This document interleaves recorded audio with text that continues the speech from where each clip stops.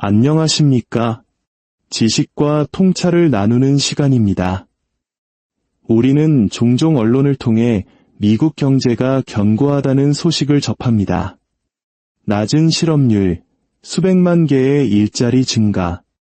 헤드라인만 보면 미국 경제는 그 어느 때보다 활기차 보입니다. 하지만 그 화려한 숫자 이면에는 우리가 미처보지 못하는 전혀 다른 이야기가 숨어 있습니다. 오늘 우리는 그 표면 아래에서 조용히 균열하고 있는 미국 노동시장의 진짜 현실을 깊이 들여다보고자 합니다. 겉으로 드러난 지표와 보통 사람들이 체감하는 현실 사이의 괴리. 이것은 비단 미국만의 이야기가 아닐 것입니다. 우리 한국인들에게도 1997년 IMF 외환위기나 오늘날 청년들이 겪는 치열한 경쟁과 같은 경험을 통해 익숙한 감각일지 모릅니다. 지금부터 우리가 함께 나눌 이야기가 여러분의 삶과 세계 경제를 이해하는데 작은 등불이 되기를 바랍니다. 저희 채널이 계속해서 이러한 깊이 있는 이야기를 전할 수 있도록 구독과 알림 설정으로 함께해 주시면 큰 힘이 될 것입니다. 여러분의 관심이 더 나은 콘텐츠를 만드는 원동력입니다. 자, 그럼 시작하겠습니다. 지금 미국 노동시장의 심장부에서는 무슨 일이 벌어지고 있을까요? 첫째, 기록적인 수의 미국인들이 여러 개의 직업을 동시에 가지고 있습니다. 무려 890만 명에 달하는 이들이 소위 엔잡러로 살아가고 있습니다. 이는 글로벌 금융위기 이후 최고 수준입니다.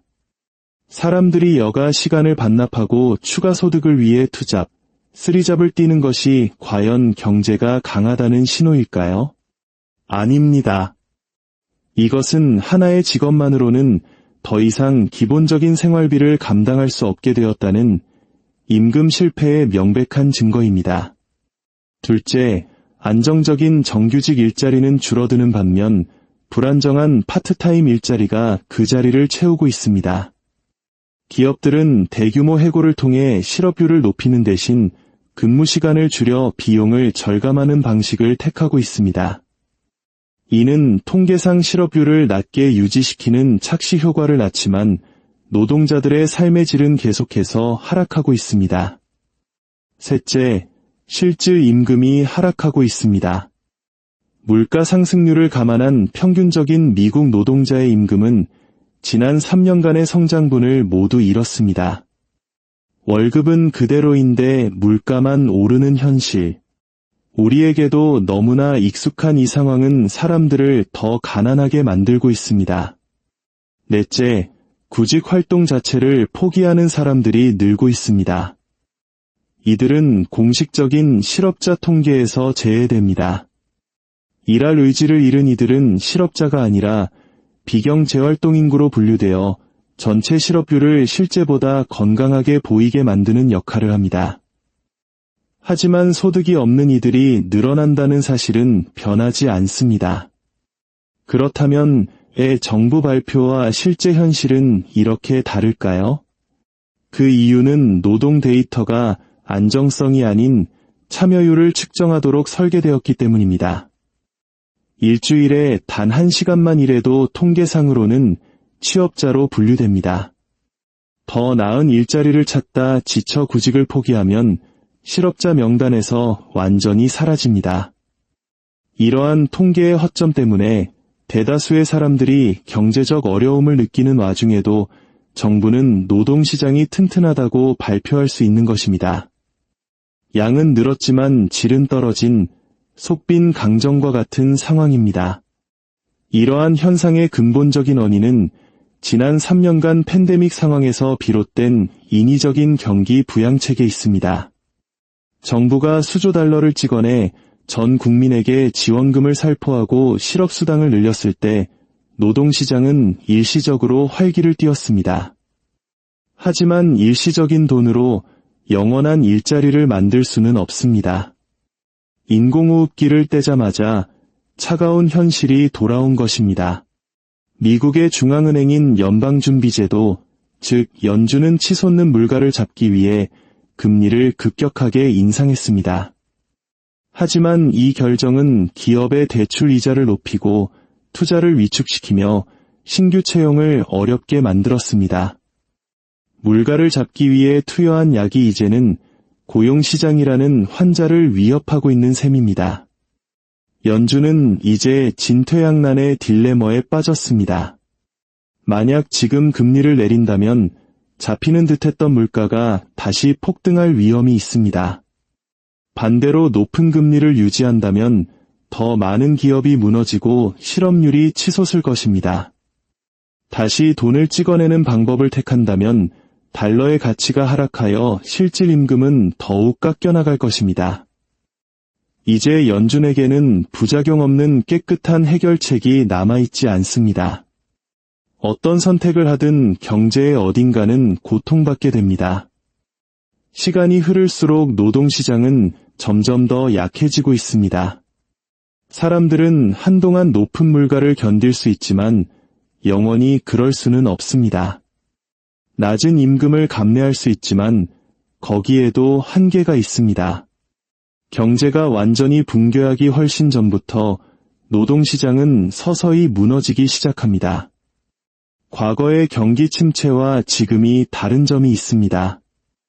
예전에는 해고가 빠르게 진행된 후 경기가 회복되면 노동자들은 더 나은 일자리로 돌아갈 수 있었습니다. 하지만 오늘날의 변화는 정반대입니다.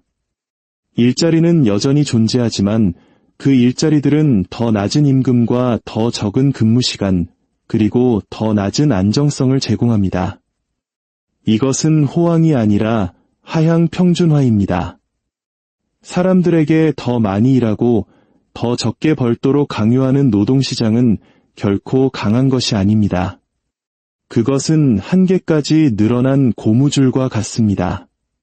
그리고 압력이 계속되면 늘어난 시스템은 결국 끊어지게 되어 있습니다. 노동시장의 붕괴는 대규모 실업 사태로 시작되지 않습니다.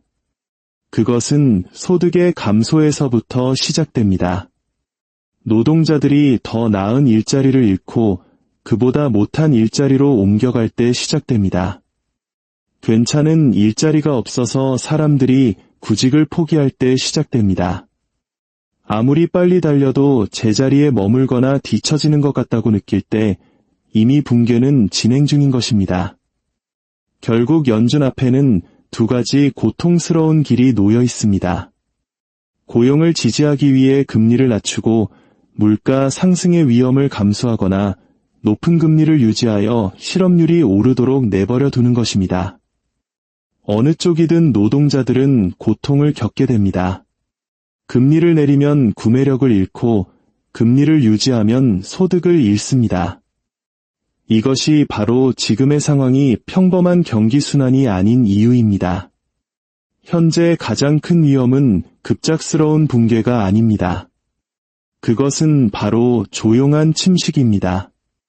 일자리의 질, 고용 안정성, 실질 임금, 그리고 구매력이 매일 조금씩 눈에 띄지 않게 닳아 없어지는 것입니다. 붕괴는 소리가 요란하지만 침식은 조용합니다. 붕괴는 갑작스럽지만 침식은 그것이 영구적인 현실이 될 때까지 보이지 않습니다.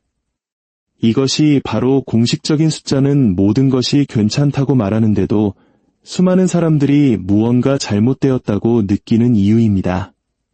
그들은 상상하는 것이 아니라 그 현실을 살아가고 있기 때문입니다. 진짜 질문은 노동시장이 강한가가 아닙니다. 진짜 질문은 이 시스템이 언제까지 강한 척을 할 수 있는가입니다. 현실을 더 이상 부정할 수 없는 순간이 오기 전까지 말입니다. 연준에게 시간이 없는 이유는 평범한 노동자들에게 더 이상 버틸 여유가 없기 때문입니다. 한 나라의 대다수가 빚을 내거나 소비를 줄이거나 추가적인 일을 해야만 생존할 수 있다면 그 시스템은 이미 실패한 것입니다. 단지 아직 그것을 인정하지 않았을 뿐입니다. 노동시장은 경제의 심장 박동과 같습니다. 심장이 약해지면 모든 것이 약해집니다. 심장이 멈추면 다른 어떤 것도 중요하지 않게 됩니다. 그리고 지금 그 균열은 이미 시작되었습니다. 남은 유일한 질문은 헤드라인이 이 진실을 언제까지 숨길 수 있느냐 하는 것뿐입니다.